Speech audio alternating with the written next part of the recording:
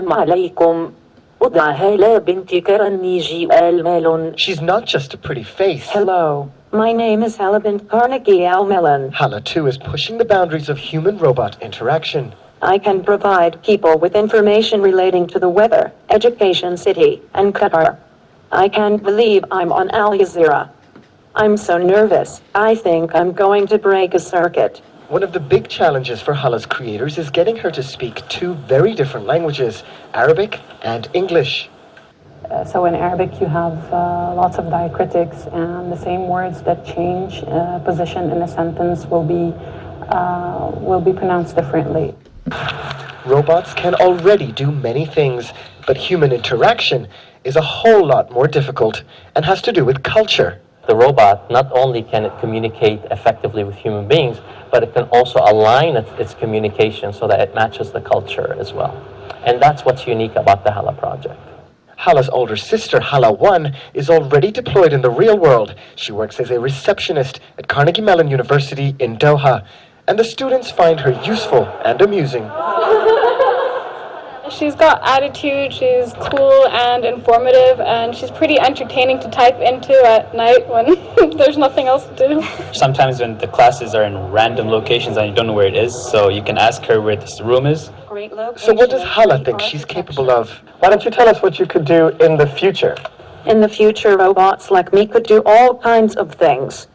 Like give you directions in airports in several languages, and who knows, maybe even read the news someday.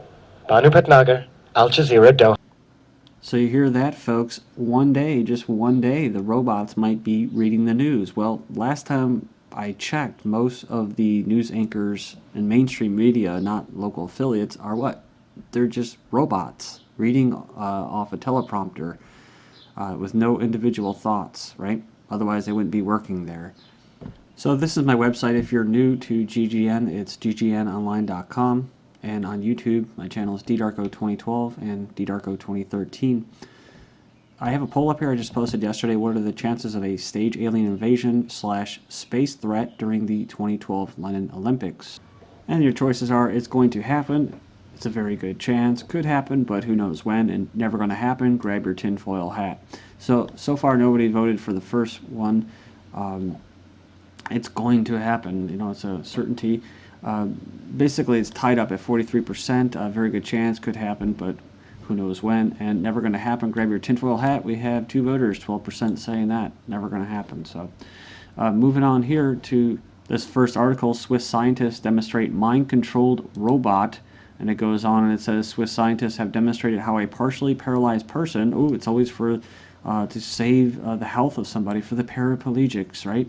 Has nothing to do with cyborgs, has nothing to do with the military phasing out the human element and bringing in robots and computers. No, it's for the paralyzed people and people with bad health, you know, because that's what the military-industrial complex cares about, is they're killing people on a daily basis with either vaccines, with bombs dropping from drones. They're doing it because they care about you. You didn't know that, did you? So it says here, a step they, you know, just like in Chicago, right, where they're going to be what? Declaring a red zone.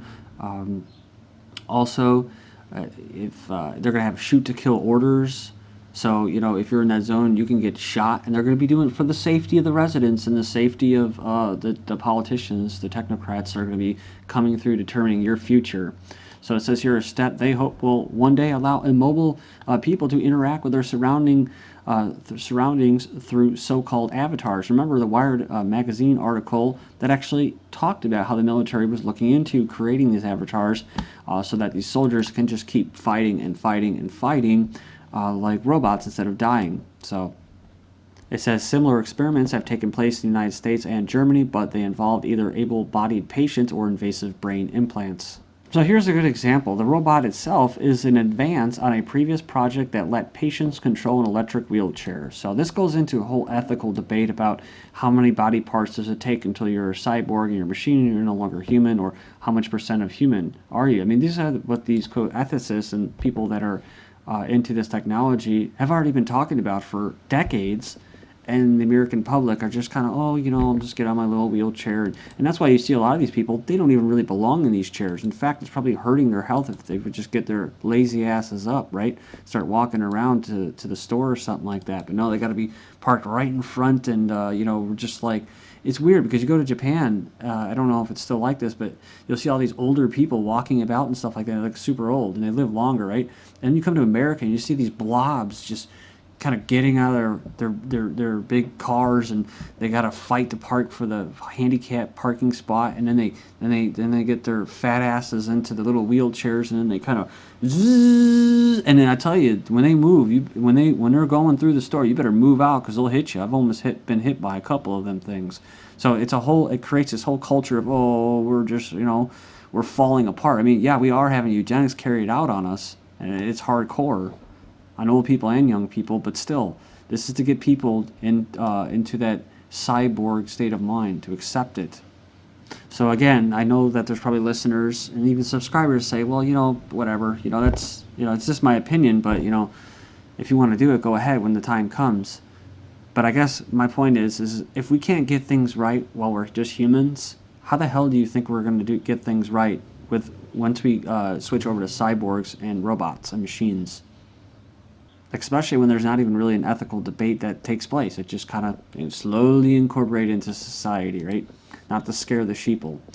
5 ways robots are outsourcing humans in the workforce. Well, there's many ways, manufacturing and stuff like that. But it is interesting. You have all these things here, snow removal. You just remember the cashier at the store. When you're on the toll road to pay the toll, that's all same thing now.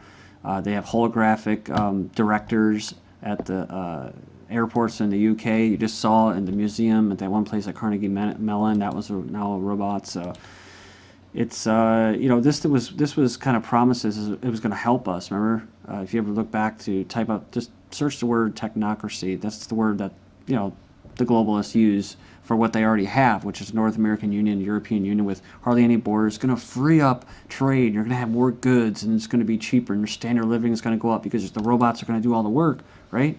Well, if you believe that, just wait for about 20 years and you see what happens, right? At the same time, they're calling for, population is going to decline. It needs to decline by 2050. So we'll see how that works. Building the Pentagon's Like Me weapon. It says the Pentagon wants to understand the science behind what makes people violent, and when you go down in there, it's basically I mentioned this in yesterday's video or Monday's that they're testing in Afghanistan just like the heat ray gun. So they test it out there and then they bring it home to use it on their own people.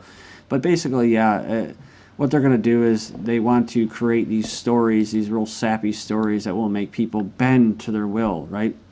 It gets into the whole science of this, something called oxytocin or whatever the heck it's called. But basically, it goes in there and talks about their willingness to give out money they've earned from participating in the experiment to charity after seeing a son battling with brain cancer. So they want to do these same types of things. They want to get into the hard science, right, of how to be able to manipulate people's behavior, how they think, right? So their outlook. So when your children are dead because they got drone bombed, and you say, well, you should just know that this is for the best. This is to fight the terrorist. U.S. military embraces robots with greater autonomy. And so this just came out. Right after I did Monday's video, the unattended steering wheel, blah, blah, blah, whatever, right? They're going to go there and sell it how great it is, right?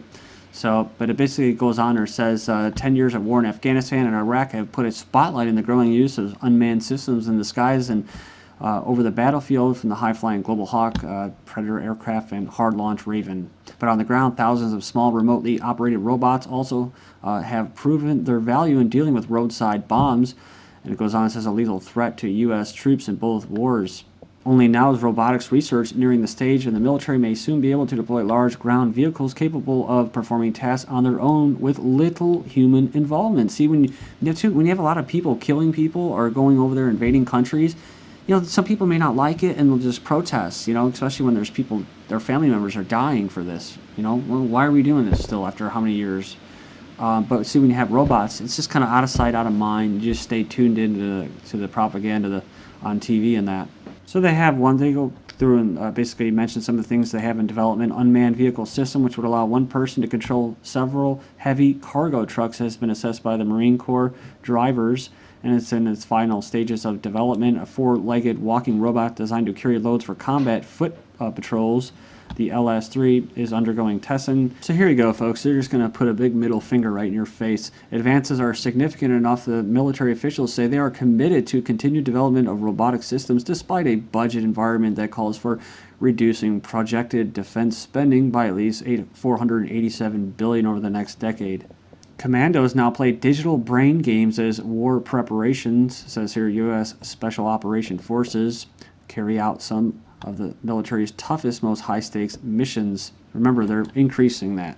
They're covert operations. They're special forces, basically. Remember, they're scaling down the regular Marine Corps forces. So see where this is going.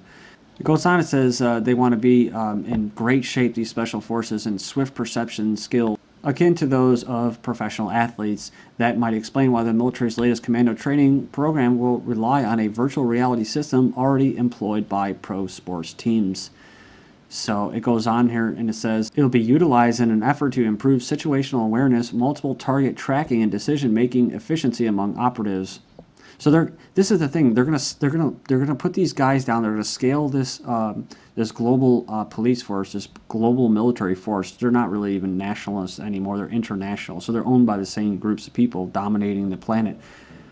Their own private army, you know. And so as they scale them down, they want to make sure that they're just as efficient, if not more efficient, as they're doing the calling off of the rest of the planet's population. And so these people are going to be put in crappy situations by themselves. So they're going to want these robots. They're going to want them, and they're going to do whatever they have to do. Get HUD displays. They got those lenses now. Military's getting those rounds that can be shot with a person's mind and directed.